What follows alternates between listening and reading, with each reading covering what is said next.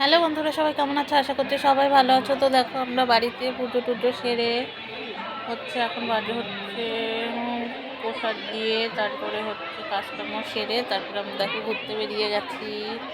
আমি, ছেলে আর আমার মা আর আমার বোন আর আমার বরমশাই অফিস থেকে ওখান থেকে এসেছিলো। তো আমরা দেখো প্রথমেই চলে গেছি ছেলের স্কুলে। দেখো ছেলের স্কুলে দেখো কতটা ভিড়, আর দেখো ডেকোরেশনটা কি সুন্দর, কতটা সুন্দর। দেখো আমি ছেলের স্কুলে প্রথমবার আসলাম। অনেকেই বলে যে প্রত্যেক বছর নাকি এরকম সুন্দর করে।